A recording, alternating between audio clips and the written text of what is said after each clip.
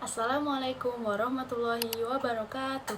Halo semuanya, pada kesempatan kali ini saya akan membahas mengenai spesialisasi dalam psikologi klinis, yaitu bagaimana psikologi yang awalnya merupakan satu bidang ilmu yang umum, kemudian berkembang menjadi berbagai bidang yang lebih khusus sesuai kebutuhan masyarakat.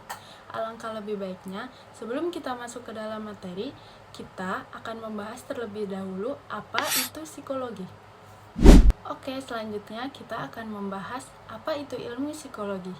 Dimulai dengan pertanyaan, apa yang muncul dalam pikiran kalian jika kalian mendengar kata psikologi? Mungkin yang langsung terbayangkan adalah orang yang bisa membaca pikiran atau orang yang bisa memberikan tes kepribadian. Padahal sebenarnya psikologi jauh lebih luas daripada itu.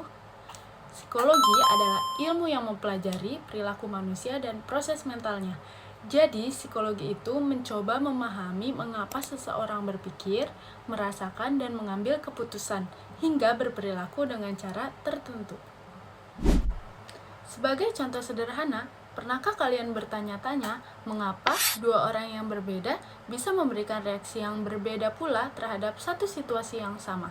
Misalnya, ketika harus berpresentasi di depan kelas. Ada yang merasa sangat percaya diri, namun ada juga yang merasa sangat gugup, berkeringat dingin, bahkan sulit berbicara. Nah, psikologi berusaha mencari tahu apa penyebab perbedaan tersebut. Apakah dipengaruhi oleh pengalaman, lingkungan, pola asuh, kepribadian, atau faktor biologis. Karena perilaku manusia sangat beragam dan terus berkembang, maka ilmu psikologi juga ikut berkembang. Dari yang awalnya hanya mempelajari manusia secara umum, kini psikologi memiliki banyak cabang dan bidang keahlian yang lebih spesifik. Lalu mengapa psikologi perlu dibagi menjadi berbagai spesialisasi? Itulah yang akan kita bahas pada materi kali ini. Setelah memahami apa itu psikologi, sekarang kita masuk ke dalam pembahasan utama. Saya akan mengajukan satu pertanyaan. Menurut kalian, apakah seorang psikolog bisa menangani semua jenis masalah psikologis? Misalnya, apakah psikolog yang biasa menangani anak juga langsung mampu menangani kasus lansia, korban kriminal, atau pasien dengan gangguan pada fungsi otaknya? Dengan mendengarkan materi ini, kamu bisa menjawab pertanyaan tersebut. Pertama, kita perlu memahami terlebih dahulu apa yang dimaksud dengan spesialisasi. Secara sederhana, spesialisasi adalah proses seseorang mempelajari satu bidang secara lebih mendalam sehingga memiliki keahlian khusus dalam bidang tersebut. Kalau di dalam dunia kedokteran, kita mengenal dokter umum dan dokter spesialis. Misalnya, ada yang namanya dokter umum dan dokter spesialis jantung. Mereka sama-sama dokter, tetapi memiliki fokus yang berbeda. Hal yang sama juga terjadi dalam psikologi. Pada awalnya, psikologi mempelajari perilaku manusia secara umum. Namun, seiring berkembangnya ilmu pengetahuan dan semakin kompleksnya masalah yang dihadapi manusia, akhirnya muncullah berbagai bidang ilmu yang lebih spesifik. Misalnya, ada psikolog yang fokusnya hanya menangani anak, ada juga psikolog yang fokusnya pada lansia, bahkan ada yang bekerja membantu proses hukum di pengadilan. Jadi, spesialisasi bertujuan agar seorang psikolog mampu memberikan layanan yang lebih tepat, lebih mendalam, dan lebih efektif. Coba bayangkan, apakah cara berbicara kepada anak usia 5 tahun sama dengan berbicara kepada orang dewasa berusia 45 tahun? Berbeda bukan? Oleh karena itu, diperlukannya spesialisasi. Selanjutnya, kita membahas bagaimana sejarah munculnya psikologi klinis hingga akhirnya berkembang menjadi banyak spesialisasi. Mengapa membahas sejarah ini penting? Karena perkembangan ilmu pengetahuan tidak terjadi begitu saja. Semua ada prosesnya. Tahap yang pertama pada akhir abad ke-19. Psikologi pada saat itu masih bersifat umum. Para ilmuwan hanya berfokus pada memahami bagaimana manusia berpikir, belajar, dan mengingat. Jadi pada saat itu, ilmuwan-ilmuwan psikologi hanya berfokus pada akademisi saja, belum ada pembagian bidang seperti sekarang. Tahap yang kedua, tahun 1896, yang menjadi titik penting. Pada tahun inilah, psikologi Amerika bernama Leitner Whitmer mendirikan klinik psikologi pertama. Beliau mulai membantu anak-anak yang mengalami kesulitan belajar dan gangguan perkembangan. Peristiwa inilah yang sering dianggap sebagai awal lahirnya psikologi klinis. Selanjutnya, tahap ketiga. Pada tahun 1900 hingga 1940, mulai berkembang berbagai alat tes psikologi. Misalnya, alat tes kecerdasan dan alat tes kepribadian. Dengan adanya alat tes tersebut, psikolog dapat melakukan asesmen secara lebih objektif. Misalnya, ketika ada seorang anak yang mengalami kesulitan belajar, psikolog tersebut tidak langsung menyimpulkan bahwa anak tersebut anak yang malas, melainkan melakukan pemeriksaan terlebih dahulu menggunakan berbagai alat ukur atau alat tes. Jadi, kesimpulannya, ketika seseorang mengalami masalah psikologis, maka tidak dapat langsung disimpulkan dengan satu kesimpulan saja, melainkan harus melakukan berbagai tes psikologi atau melakukan pemeriksaan terlebih dahulu. Tahap yang keempat, memasuki masa Perang Dunia Pertama. Banyak tentara yang mengalami trauma setelah perang. Mereka mengalami kecemasan berat, mimpi buruk, bahkan depresi. Dahulu, trauma itu disebut PTSD. Jadi, setelah kembalinya mereka dari perang, mereka tidak bisa mendengar suara bising karena mereka akan teringat dengan kejadian waktu perang. Akibatnya, kebutuhan terhadap psikolog meningkat sangat tinggi. Psikolog tidak hanya melakukan tes, tetapi pada saat itu membantu proses pemulihan kondisi mental para tentara. Selanjutnya, tahap kelima. Pada tahun 1950 sampai 1980, mulai muncul diferensiasi bidang. Artinya, psikologi klinis mulai dibagi menjadi beberapa bidang yang lebih spesifik. Karena kebutuhan masyarakat pada saat itu juga beragam, maka psikologi klinis dibagi menjadi bidang yang lebih spesifik sesuai dengan kebutuhan. Selanjutnya, tahap ke-6. Mulai tahun 1980 hingga saat ini, spesialisasi semakin berkembang. Hingga kini, psikologi bekerja sama dengan dunia kesehatan, dunia pendidikan, dunia hukum, olahraga, bahkan teknologi. Misalnya, sekarang sudah banyak layanan konseling online, terapi menggunakan aplikasi digital, hingga penelitian mengenai hubungan antara fungsi otak dan perilaku manusia. Saya ingin mengajak teman-teman berpikir sejenak. Kalau menurut kalian, apakah perkembangan teknologi saat ini juga melahirkan spesialisasi baru di masa depan? Mengapa pembahasan spesialisasi ini kita mulai dari sejarah?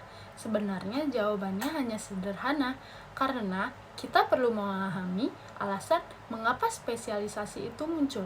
Spesialisasi bukan dibuat karena mengikuti tren saja, tetapi karena masyarakat memiliki kebutuhan yang sangat kompleks.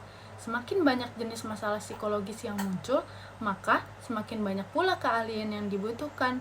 Misalnya, orang dahulu hanya mengenal stres saja. Sekarang kita mengenal trauma, burnout, bullying, kecanduan internet, cyberbullying, hingga gangguan akibat penggunaan media sosial.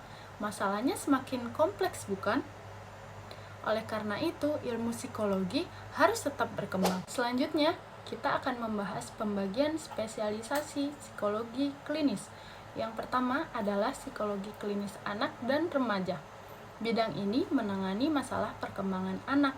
Contohnya, keterlambatan bicara, autism, bullying, kecemasan pada anak, maupun kesulitan belajar. Misalnya, seseorang anak yang menangis ketika masuk sekolah, psikologi akan mencari penyebabnya terlebih dahulu sebelum memberikan intervensi yang sesuai. Yang kedua adalah psikologi klinis dewasa. Fokusnya adalah individu yang sudah memasuki usia dewasa. Kasus yang ditangani misalnya depresi, kecemasan, masalah pekerjaan, konflik keluarga, maupun hubungan dengan pasangan. Contohnya, seseorang yang mengalami tekanan pekerjaan hingga kehilangan motivasi untuk hidup. Psikolog membantu menemukan penyebab serta strategi untuk mengatasinya. Yang ketiga adalah psikologi klinis lansia atau yang disebut dengan geropsikologi. Lansia memiliki tantangan yang sangat berbeda. Misalnya, kehilangan pasangan hidup, penurunan daya ingat, kesepian, atau penyesuaian terhadap pensiun. Karena itu, pendekatan psikolog kepada lansia tentu sangat berbeda dibandingkan pendekatan kepada remaja. Yang keempat adalah neuropsikologi klinis. Bidang ini mempelajari hubungan antara otak dengan perilaku manusia. Misalnya, pasien stroke yang mengalami gangguan ingatan atau korban kecelakaan yang mengalami cedera otak. Peran psikolog akan melakukan pemeriksaan fungsi kognitif untuk mengetahui kemampuan berpikirnya, kemampuan mengingat, maupun cara dia berkonsentrasi. Yang kelima adalah psikologi kesehatan. Dalam bidang ini, psikolog membantu pasien menghadapi penyakit fisik. Misalnya, pasien dengan kasus kanker, diabetes, gagal ginjal, atau penyakit kronis lainnya. Kadang, penyakit fisik juga mempengaruhi kondisi mental seseorang. Oleh karena itu, psikolog membantu pasien agar tetap memiliki semangat menjalani pengobatan. Yang keenam adalah psikologi klinis forensik. Bidang ini berkaitan dengan hukum. Psikolog dapat membantu memberikan asesmen terhadap korban maupun pelaku dari tindak pidana. Misalnya, mengevaluasi kondisi psikologis seorang saksi anak atau memberikan pendapat profesional kepada pengadilan. Yang ketujuh adalah psikologi klinis komunitas. Fokusnya bukan hanya pada individu saja, tetapi masyarakat secara luas. Misalnya, memberikan pendampingan kepada korban bencana alam, membuat program pencegahan bullying di sekolah, atau meningkatkan kesehatan mental di masyarakat. Nah, saya akan bertanya satu hal lagi. Dari ketujuh spesialis tadi, menurut teman-teman, mana yang dibutuhkan di Indonesia saat ini? Jawabannya tentu berbeda-beda, bukan? Karena setiap bidang memiliki peran yang sama pentingnya. Terakhir, mengapa psikologi membutuhkan spesialisasi? Sebenarnya ada 3 alasan utama. Yang pertama, karena setiap manusia memiliki perkembangan biologis yang berbeda-beda dan mengalami pengalaman yang berbeda-beda. Anak, remaja, orang dewasa, bahkan lansia memiliki kebutuhan psikologis yang berbeda-beda. Yang kedua adalah karena intervensi menjadi lebih tepat. Saat ini psikologi menggunakan pendekatan berbasis bukti atau yang disebut dengan evidence-based practice. Artinya, setiap metode yang digunakan harus berbasis bukti dan penelitian. Yang ketiga adalah alasan etika. Psikolog tidak boleh menangani kasus di luar kompetensinya. Hal ini dilakukan untuk melindungi klien agar mendapatkan layanan terbaik. Jadi, spesialisasi bukan sekedar gelar tambahan, tetapi merupakan bentuk tanggung jawab profesional dari seorang psikolog. Jadi, semakin berkembangnya spesialisasi bukan berarti psikologi menjadi semakin rumit, tetapi justru menunjukkan bahwa ilmu psikologi terus berusaha memberikan solusi yang lebih baik bagi kehidupan manusia. For the last, saya akan memberikan satu pertanyaan lagi.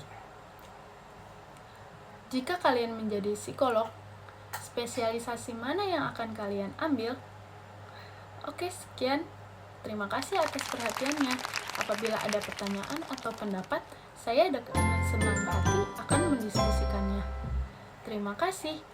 Assalamualaikum.